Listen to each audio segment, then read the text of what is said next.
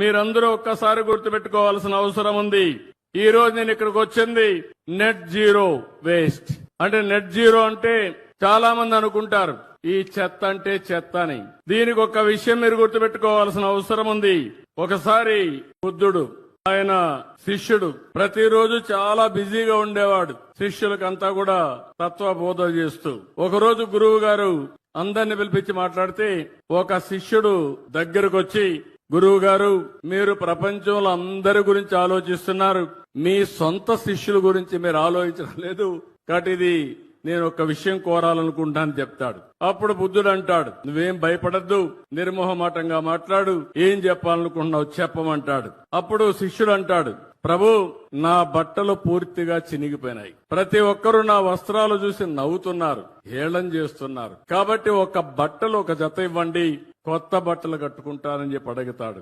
అప్పుడు బుద్ధుడు ఆలోచించి ఇది పెద్ద సమస్య ఏం కాదు, ఈయనకి కొత్త వస్త్రాలు ఇమ్మని ఆదేశాలు ఇస్తాడు. శిష్యుడు చాలా ఆనందపడిపోతాడు. ఆ నుంచి గదిలో నుంచి వెళ్లిపోతారు. కొద్ది రోజుల తర్వాత బుద్ధుడికి మళ్లీ ఒక ఆలోచన వస్తుంది. వీడికి నేను బట్టలిచ్చా, ఒకసారి కనుక్కోవాలి, ఆ బట్టలు ఏ విధంగా వాడుతున్నాడో కనుక్కోవాలని మళ్ళా పిలుస్తాడు. కొద్ది రోజుల తర్వాత పిలిస్తే, నేను కొత్త బట్టలు ఇచ్చాను కదా, నువ్వు ఆనందంగా ఉన్నావా, ఏంటి కట్టుకుంటున్నావా, దీనివల్ల నీలో మార్పు ఏంటి అని అడుగుతాడు. దానివల్ల శిష్యుడు చాలా ధన్యవాదాలు గురువు గారు, కొత్త వస్త్రం వచ్చి చాలా సౌకర్యంగా ఉంది, ఇక నాకు ఎలాంటి కోరికలు కూడా లేవు, చాలా ఆనందంగా ఉన్నానని చెప్పి అంటాడు. అప్పుడు బుద్ధుడు అంటాడు, నీ కొత్త బట్టలు ఇచ్చాను, అవి వాడుతున్నావు, అసలు నీ పాత బట్టలు ఏం చేశావని అడుగుతాడు బుద్ధుడు. అప్పుడు శిష్యుడు కూడా చాలా తెలివైన వాడు. శిష్యుడు అంటాడు, గురువు గారు నా పడక బొంతలో పూర్తిగా చెడిపోయి అది సరిగా లేదు, అందువల్ల నా బట్టలు దాన్ని కుట్టుకొని నేను బెడ్ వాడుకుంటున్నాను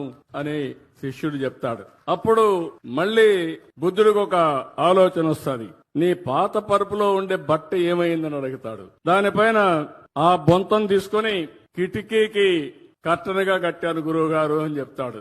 అప్పుడు గురువు గారు అడుగుతారు, నువ్వు దానికి కట్టనగా కట్టావు, మరి పాత తెర ఉంది కదా, దాన్ని ఏం చేసావంటాడు. ఆ తెరని వంటగదిలో వాడే గుడ్డ కింద వాడుతున్నాను తుడవడానికి అని చెప్తాడు శిష్యుడు. అప్పుడు ఆయన గురువు అడుగుతాడు మళ్ళీ బుద్ధుడు, అంతవరకు వంటగదిలో వాడినటువంటి ఆ గుడ్డ ఏం చేసావని అడుగుతాడు. అప్పుడు అంటాడు, దాన్ని గది తుడవడానికి వాడుతున్నాను గురువు గారు అంటాడు. అంతవరకు ఒక గుడ్డ వాడావు కదా, దాన్ని ఏం చేసావని అడుగుతాడు. ఆ గుడ్డ పూర్తిగా చెడిపోయింది గురువు గారు, దారాలు అయిపోయింది, అది తీసుకొచ్చి మన కొవ్వు దీపాలు పెట్టినప్పుడు ఒత్తులు తయారు చేస్తాం, ఒత్తులు తయారు చేశాను, ఇక్కడ వెలిగే దీపం గురువు గారు నీ ముందర నేను వదిలిపెట్టినటువంటి బట్ట అని చెప్తాడు. అంటే మీరు గుర్తుపెట్టుకోవాల్సింది, అప్పుడు గురువు గారు బుద్ధుడు అంటాడు, అంటే ఈ ప్రపంచంలో ఏది కూడా వేస్ట్ కాదు. సారాంశం మీరు గుర్తుపెట్టుకోండి,